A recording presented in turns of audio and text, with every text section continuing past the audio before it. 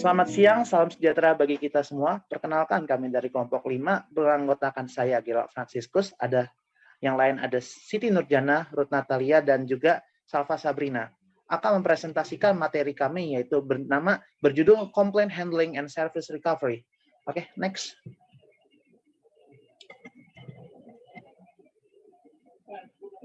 Next slide. Oke. Next. Yang pertama, perilaku pelanggan. Perilaku keluhan pelanggan. Customer response category to service failure dibagi menjadi beberapa, yaitu ada 3. Yang pertama adalah take some form of public action, take some form of private action, dan take no action. Untuk take some form of public action, ada beberapa hal yang dilakukan oleh pelanggan. Yang pertama adalah mengeluh pada perusahaan jasa. Yang pertama ini adalah dimaksud di mana ketika seseorang mengalami mendapatkan jasa yang buruk dari suatu perusahaan jasa, maka orang tersebut akan melakukan keluhan atau komplain kepada perusahaan terkait. Ketika kita bisa melalui menghubungi customer service secara langsung ataupun memberikan komentar, memberikan pesan agar segera diberikan service recovery.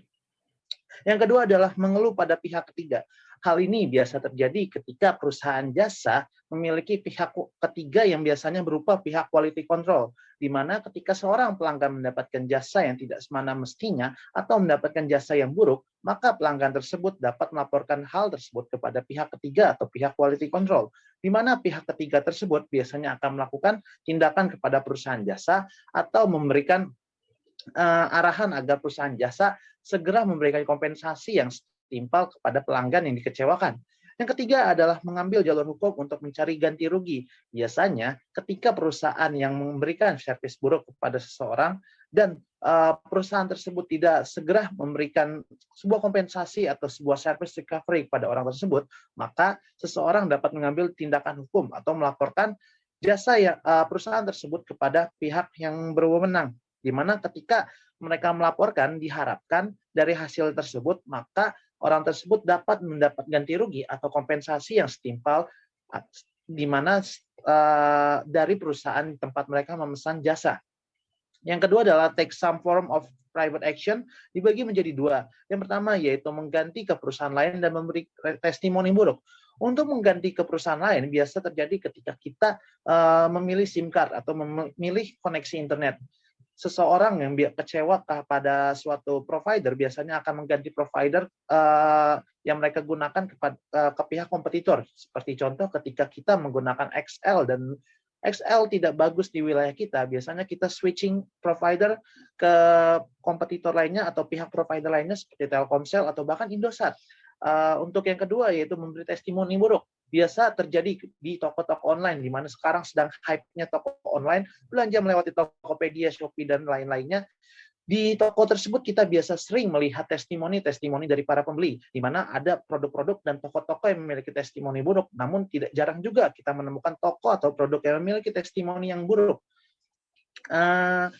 Hal-hal tersebut merupakan testimoni buruk tersebut merupakan suatu respon yang diberikan oleh pelanggan ketika mereka merasa kecewa dengan produk atau jasa yang diberikan oleh suatu toko, seperti toko di Shopee atau mungkin restoran yang biasa kita lihat food review-nya di Google. Kita bisa memberikan food review semau kita jika jasa yang diberikan oleh suatu perusahaan itu buruk. Yang terakhir adalah take no action atau pelanggan tidak memberikan aksi sama sekali, tidak memberikan keluhan sama sekali ketika jasa yang mereka terima itu buruk. Oke, next.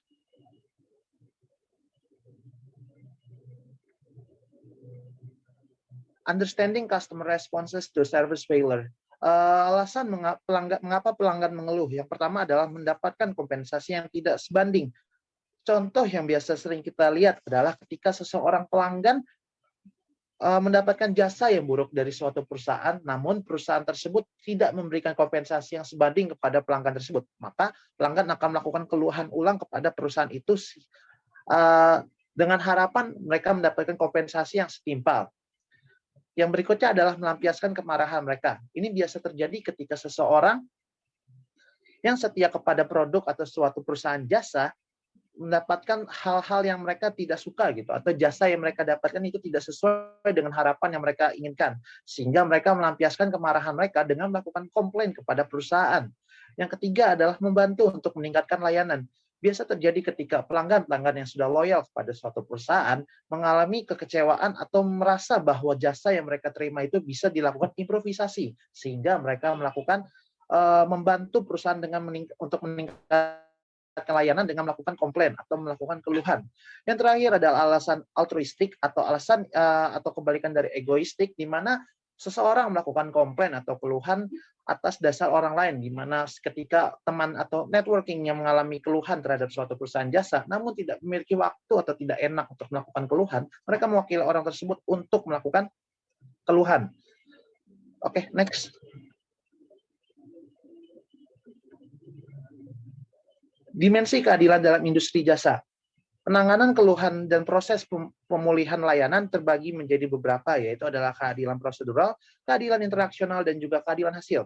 Keadilan prosedural adalah ketika sebuah perusahaan mendapatkan komplain atau keluhan dari seorang pelanggan, maka hal pertama yang dapat dilakukan oleh perusahaan adalah melakukan tindakan atau yang sesuai dengan prosedur atau SOP yang telah dibuat. Berikutnya adalah keadilan interaksional, di mana perusahaan melakukan pendekatan kepada klien yang merasa dirugikan, dan ketiga adalah keadilan hasil atau memberikan hasil atau memberikan sebuah kompensasi yang sesuai dengan kekecewaan pelanggan yang mereka hadapi. Langkah terakhir dalam memenuhi kepuasan pelanggan adalah melakukan pemulihan layanan atau service recovery, di mana perusahaan dalam hal ini dapat memberikan ulang jasa yang mereka produksi kepada pelanggan yang mengalami kekecewaan, dengan harapan satisfaction yang dimiliki oleh pelanggan dapat meningkat kembali seiring dengan kesalahan yang telah mereka lakukan. Next.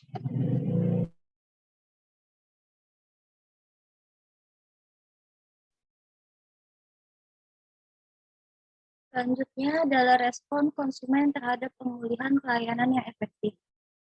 Next. Yang pertama adalah pemulihan layanan. Pemulihan layanan itu adalah istilah umum bagi upaya sistematis perusahaan dalam memperbaiki masalah yang diakibatkan oleh kegagalan pelayanan dan untuk mempertahankan goodwill pelanggan. Upaya pemulihan layanan ini sangat memiliki peran yang penting dalam mencapai ataupun mengembalikan kepuasan dan juga loyalitas dari pelanggan. Hal ini dikarenakan mungkin suatu organisasi atau perusahaan pasti akan terjadi hal yang memang berdampak negatif terhadap hubungannya dengan pelanggan. Sehingga ujian sesungguhnya bagi komitmen perusahaan atas kualitas pelayanan ataupun kepuasan bukan terlihat dari janji-janji iklan, tetapi dari bagaimana cara perusahaan tersebut dalam menanggapi apa yang terjadi atau apa yang ada yang salah dari pelanggan tersebut. Next.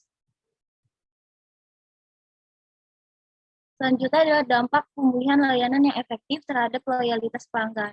Nah, ketika keluhan pelanggan itu diselesaikan secara memuaskan, kemungkinan pelanggan itu akan tetap loyal lebih tinggi, dan penanganan keluhan itu harus dilihat sebagai profit center, bukan cost center. Hal ini dikarenakan ketika memang pelanggan itu tidak puas akan pelayanan dan komplain dari perusahaan, maka perusahaan akan kehilangan lebih dari sekedar nilai transaksi berikutnya. Tetapi perusahaan juga akan kehilangan jangka panjang aliran keuntungan dari pelanggan tersebut, sehingga akan menimbulkan pelanggan berpindah ke penyedia jasa lainnya. Next. Lalu, adapun paradoks pemulihan layanan. Pelanggan yang mengalami layanan kegagalan dan misalkan diselesaikan dengan memuaskan oleh perusahaan, itu mungkin akan melakukan pembelian kembali di masa depan daripada pelanggan yang tanpa masalah. Tetapi perlu diperhatikan oleh perusahaan, apakah pelanggan yang memang apakah pelanggan tersebut menyukai pemulihan layanan, dikarenakan pemulihan layanan itu tergantung dari tingkat seberapa parahnya dari kegagalan tersebut. Contoh, ini merupakan pengalaman pribadi di mana terjadi pada kasus rumah sakit ternama di Jakarta Utara, di mana rumah sakit ini memberikan pelayanan yang sangat lambat terhadap seorang balita yang memang harus ditangani secara cepat seperti itu. Yang akhirnya karena kegagalan layanan yang lambat ini membuat pasien atau balita tersebut meninggal dunia, dan memang rumah sakit memberikan kompensasi yang alih-alih itu sebagai bentuk pemulihan layanan. Tetapi dari pemulihan layanan tersebut tidak membuat keluarga atau pihak kami itu menyukai atau senang terhadap pemulihan layanan itu, dikarenakan kegagalan layanan yang telah dilakukan oleh rumah sakit itu sangat fatal. Dan di sini tidak menyebutkan rumah sakitnya, takut dibilang menjelekan rumah sakit tersebut. Next. Selanjutnya, adapun prinsip-prinsip pemulihan sistem layanan yang efektif. Dalam prinsip-prinsip ini, ada 3 cara melakukan pemulihan layanan itu dengan benar. Yang pertama, buatlah agar pelanggan mudah memberikan komentar, kemudian memungkinkan pemulihan layanan yang efektif, dan yang terakhir, menetapkan tingkat kompensasi yang sesuai. Next. Sebelum masuk ke prinsip pertama, ini ada komponen sistem pemulihan layanan yang efektif, di mana ketika kita melakukan pekerjaan dengan benar untuk pertama kali, kemudian ditambah dengan penanganan keluhan yang efektif, maka akan meningkatkan kepuasan dan juga loyalitas dari pelanggan. Nah, penanganan keluhan yang efektif itu harus mengikuti prosedur-prosedurnya, di mana pertama kita harus identifikasi dulu keluhan dari kegagalan layanan itu seperti apa, dengan cara meneliti atau mencari tahu terlebih dahulu, terus memantau apa bentuk keluhannya, dan kita harus mengembangkan budaya bahwa komplain itu sebagai peluang, bukan suatu masalah. Lalu ketika kita sudah mengidentifikasi, maka selanjutnya kita atasi keluhan tersebut dengan efektif, dengan cara mengembangkan sistem yang efektif dan melatih penanganan pengaduan tersebut. Lalu ketika kita sudah mengatasinya, maka kita belajar dari pengalaman pemulihan tersebut dengan cara menganalisis apa akar dari masalah dan penyebab timbulnya keluhan pelanggan. Lalu ketika memang prosedur-prosedur tersebut sudah dijalani untuk melakukan penanganan keluhan yang efektif, maka akan ditutup dengan umpan balik dari pelanggan yang positif. Next. Lalu prinsip pemulihan sistem layanan yang efektif yang pertama adalah buatlah agar pelanggan mudah memberikan komentar. Pada prinsip yang pertama ini, kebanyakan pelanggan itu enggan untuk memberikan keluhan dikarenakan sulit untuk menemukan prosedur keluhan yang tepat. Maka dari itu, ada pun strategi organisasi untuk menampung keluhan-keluhan dari pelanggan seperti memberikan nomor hotline perusahaan, ataupun situs email, ataupun situs website untuk semua materi komunikasi dari pelanggan. Kemudian ketika pelanggan memang meragukan hasil terkait tindakan apa yang akan dilakukan oleh perusahaan terhadap umpan balik dari konsumen, maka perusahaan dapat meyakinkan gitu ke konsumen bahwa akan memberikan atau akan menangani keluhan dengan memperbaiki fitur layanannya sesuai dengan umpan balik dari pelanggan. Lalu ketika pelanggan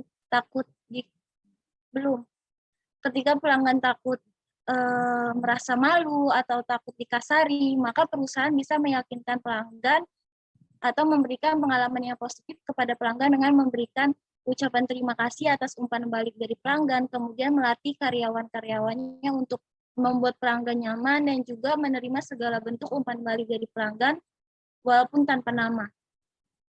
Next. Lalu prinsip yang kedua yaitu memungkinkan pemulihan layanan yang efektif. Dalam prinsip ini ada pun prosedur-prosedurnya. Yang pertama, pemulihan layanan tersebut harus proaktif. Jadi pemulihan layanan itu harus dimulai di tempat.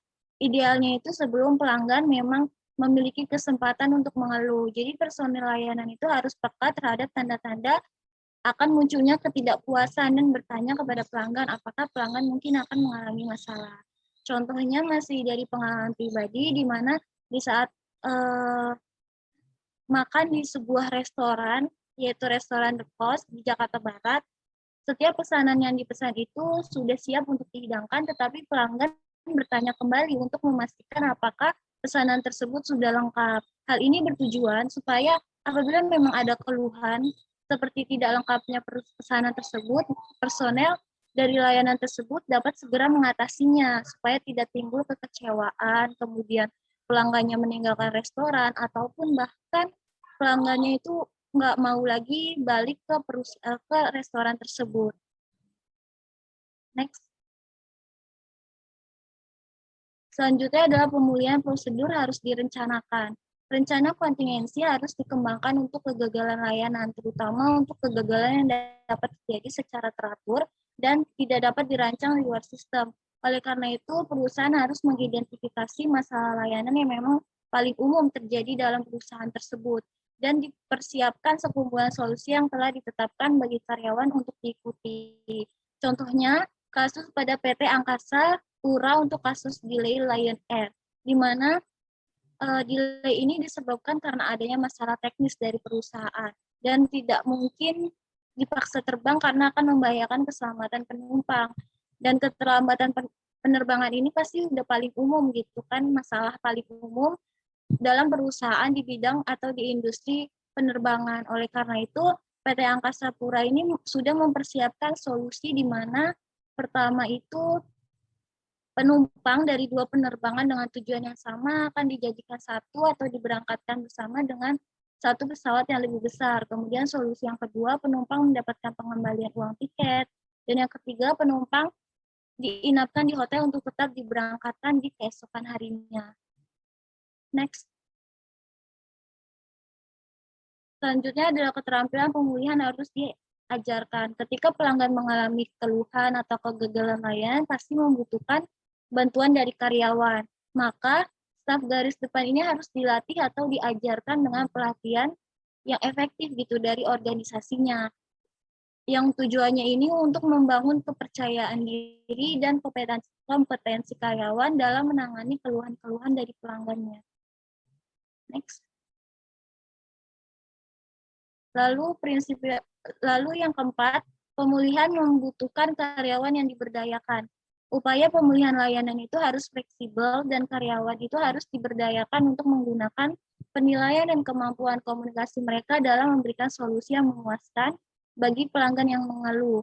Terutama berlaku untuk kegagalan yang memang tidak biasa, di mana suatu perusahaan itu mungkin aja tidak mengembangkan atau belum mengembangkan dan melatih suatu solusi yang potensial, sehingga pegawai harus memiliki kewenangan untuk mengambil keputusan atau bahkan mengeluarkan sedikit materi itu untuk segera mengatasi masalah pelayanan dan memulihkan goodwill dari pelanggannya.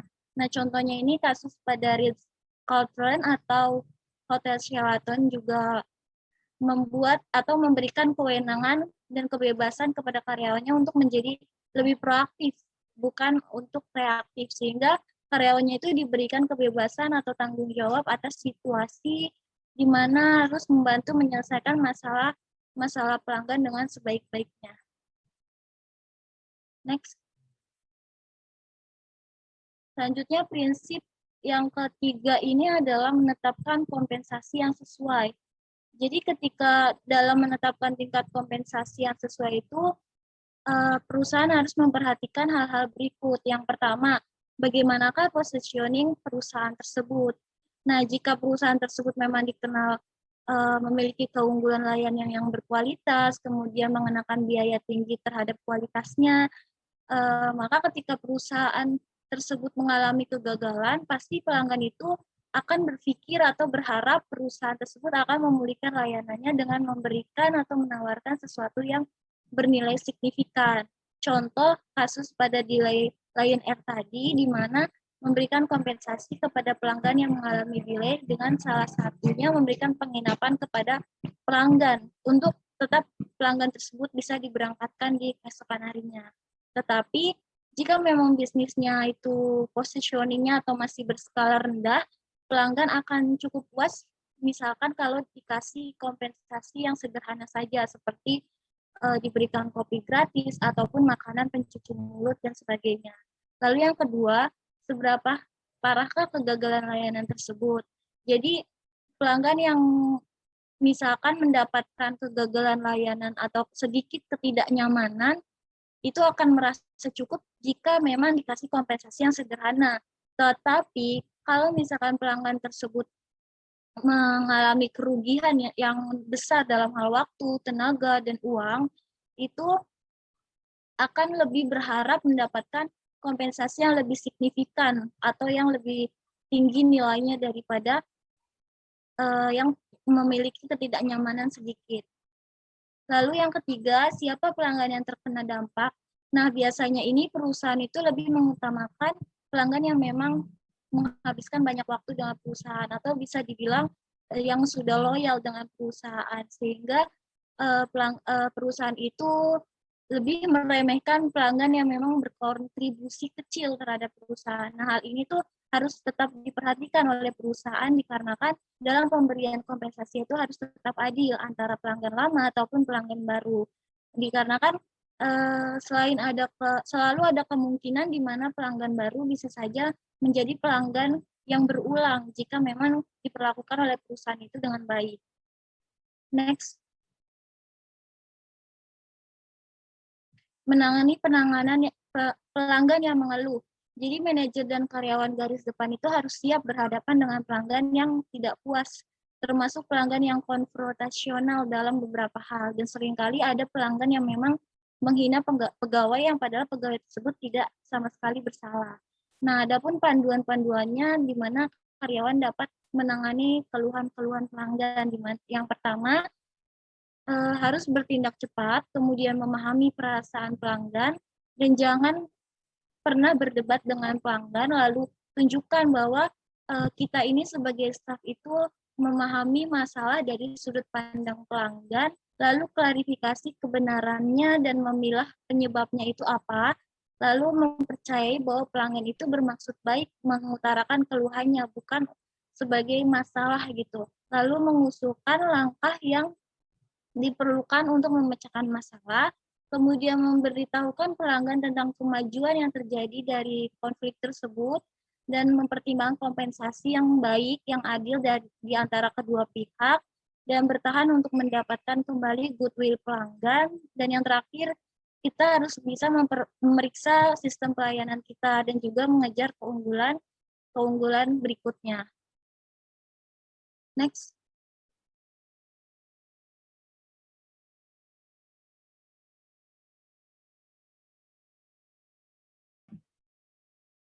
Jadi selanjutnya itu adalah garansi layanan.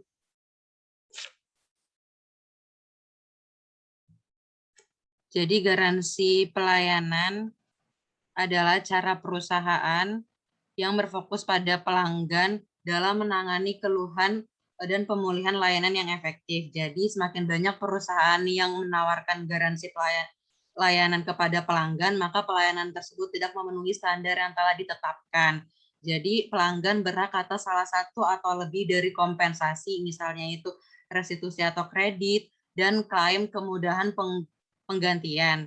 Jadi dari perspektif pelanggan, fungsi utama garansi layanan itu adalah untuk menurunkan risiko terkait dengan pembelian. Jadi dengan adanya garansi ini, pelanggan dapat dengan mudah untuk menyampaikan keluhan dan kemudahan karyawan dalam untuk siap mengatasi masalah dan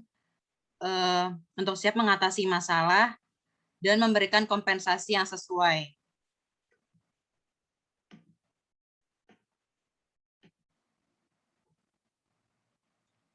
Nah, selanjutnya itu adalah kekuatan garansi layanan. Yang pertama yaitu garansi memaksakan perusahaan untuk berfokus pada apa yang pelanggan inginkan dan harapkan.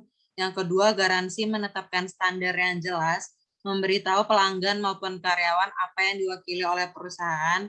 Yang ketiga, garansi membutuhkan pengembangan sistem untuk menghasilkan umpan balik pelanggan yang bermakna dan tindakan atas hal itu. Dan yang keempat, garansi mendorong organisasi untuk memahami mengapa mereka gagal dan mendorong mereka untuk mengidentifikasi dan mengatasi potensi kegagalan. Jadi manfaat garansi pelayanan itu adalah contohnya itu dalam kasus Hometown Inns di mana garansi Hometown 100%.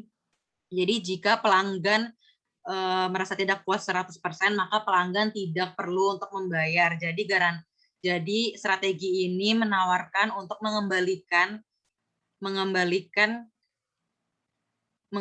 biaya ruangan untuk tamu yang mengungkapkan ketidakpuasannya. Nah, ini contoh garansi pelayanan, yaitu garansi Albin, garansi The Bugs Burger Bug Killer atau perusahaan pembasmi hama, garansi MVA Group atau Badan Rekrutmen Profesional, dan garansi layanan atau surat ekspres dari kantor pos Amerika. Nah, selanjutnya itu Hart berpendapat bahwa garansi layanan harus dirancang untuk memenuhi kriteria, yaitu sebagai berikut. Yang pertama itu tanpa syarat, yaitu apapun yang dijanjikan dalam garansi itu harus tanpa syarat. Yang kedua, mudah untuk dipahami dan dikomunikasikan kepada pelanggan, jadi pelanggan dapat dengan mudah memahami manfaat yang diperoleh dari jaminan ini. Yang ketiga, berarti bagi pelanggan. Yang keempat itu mudah untuk diminta. Jadi harus mudah bagi pelanggan untuk meminta jaminan. Yang kelima itu mudah untuk diperoleh. Jadi jika terjadi kegagalan layanan, maka pelanggan harus dapat dengan mudah mendapatkan jaminan tanpa masalah yang kanan itu kredibel atau jaminan itu dapat dipercaya. Yang selanjutnya itu jenis-jenis jaminan layanan. Yang pertama itu jangka atau jaminan spesifik untuk atribut tanggal. Yang lingkup jaminan itu salah satu atribut dari layanan ini tercakup dalam jaminan. Jadi contohnya itu kayak 3 dari pizza populer nih dijamin untuk dilayani dalam waktu 10 menit. Jadi jika pizza yang dipesan itu terlambat, maka pesanan berikutnya itu gratis. Yang kedua, jaminan spesifik multi atribut.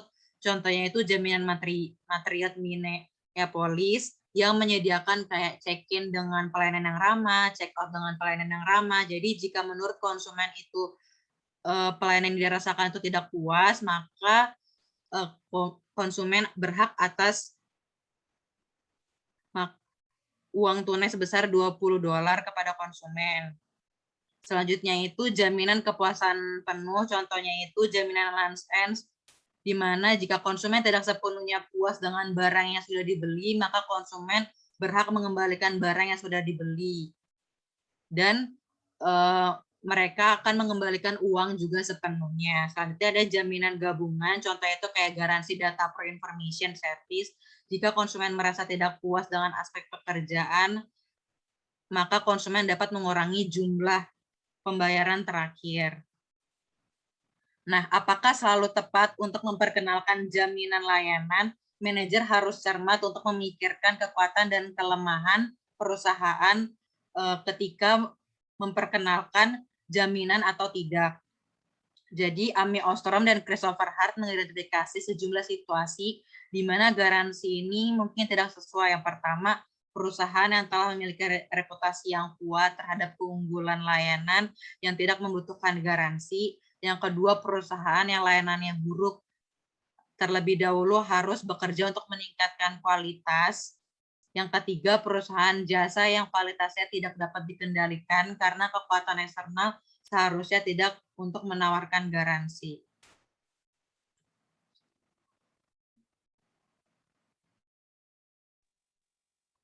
Selanjutnya mengenai mencegah perilaku pelanggan yang kasar dan juga oportunistik. Next.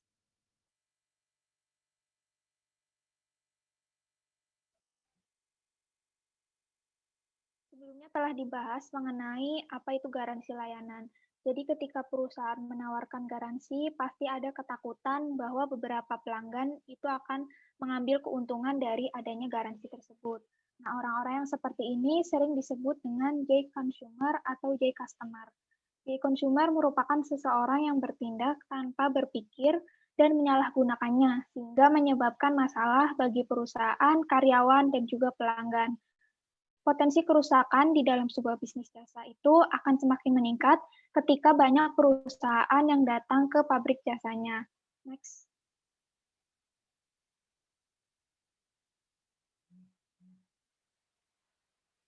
Selanjutnya ada 7 jenis dari J customer. Yang pertama itu ada the cheat atau penipu. Penipu ini adalah konsumen yang menggunakan banyak cara untuk menipu perusahaan jasa. Contohnya itu di jasa perhotelan, banyak sekali perusahaan yang memberikan garansi uang kembali apabila konsumen itu tidak nyaman ketika menginap di salah satu hotel tersebut. Nah, salah satu hotel yang menerapkan garansi tersebut adalah Ibis Hotel. Konsumen yang menipu akan mengambil keuntungan dari adanya garansi tersebut dengan cara setelah mereka check out, mereka akan mengatakan ke resepsionis bahwa mereka itu tidak nyaman berada di hotel tersebut dan meminta pengembalian dananya. Next.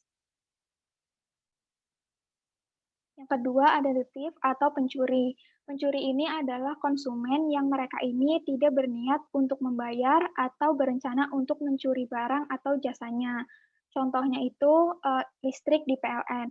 Di Indonesia ini banyak sekali konsumen yang mencuri listrik, di mana mereka menggunakan listrik dengan daya yang lebih besar, tetapi hanya membayar dengan biaya yang kecil, di mana tidak sebanding dengan jumlah listrik yang mereka pakai. Langkah yang harus dilakukan untuk mengatasinya yaitu dengan mencari tahu bagaimana orang tersebut mencuri layanannya. Next. Yang ketiga ada the rule breaker atau pelanggar aturan. Perusahaan jasa harus menetapkan aturan perilaku bagi setiap karyawan dan juga pelanggannya untuk memandu mereka agar aman melalui setiap proses pelayanan jasanya. Rule breaker ini adalah orang-orang yang melanggar aturan yang telah dibuat oleh perusahaan jasa tersebut. Contohnya di maskapai penerbangan. Jadi sebelum pesawat berangkat itu, pramugari biasanya akan mengumumkan untuk para penumpangnya mematikan ponsel mereka. Akan tetapi tidak jarang beberapa penumpang itu tetap memainkan ponsel masing-masing dan melanggar aturan yang telah ditetapkan. Bagaimana perusahaan menanganinya itu tergantung dari aturan yang telah dilanggar itu seperti apa. Peraturan yang dibuat oleh perusahaan seharusnya tidak terlalu banyak supaya tidak membebani konsumen. Yang keempat, the belligerent atau penyulut. Penyulut ini adalah konsumen yang berteriak keras, mungkin berupa hinaan atau ancaman dan lain sebagainya. Dalam hal ini, terkadang staf itu sering disalahkan, bahkan ketika mereka itu tidak bersalah. Contohnya di sini, seorang konsumen yang marah dan berteriak keras terkait dengan pesanan barang melalui kurir. Banyak sekali saat ini video yang beredar yang menunjukkan konsumen yang marah bahkan memaki kurir dikarenakan pesanan barangnya itu tidak memuaskan. Yang mana dalam hal ini kurir tersebut itu sering disalahkan bahkan ketika mereka itu tidak bersalah. Hal yang dapat dilakukan perusahaan yaitu dengan memastikan staf atau karyawannya itu memiliki keterampilan untuk menghadapi setiap situasi yang sulit. Next. Yang kelima ada the family feuders atau pertengkaran keluarga. Pertengkaran keluarga ini adalah orang-orang yang bertengkar dengan pelanggan lain atau seringkali dengan anggota keluarga mereka sendiri. Contohnya di sini ada di gerai kopi Starbucks, di mana ada pertengkaran antar pelanggan Starbucks yang antri untuk membeli cangkir edisi terbatas. Nah, pertengkaran tersebut terjadi di depan kasir dan berlangsung sekitar 2 menit. Hal yang dapat dilakukan oleh perusahaan untuk menanganinya yaitu dengan respon seketika untuk menyelesaikan permasalahan yang terjadi. Next. Yang keenam ada the vandal atau perusak. Perusak ini merupakan orang-orang yang melakukan kekerasan fisik yang dialami oleh fasilitas dan juga peralatan dari sebuah layanan.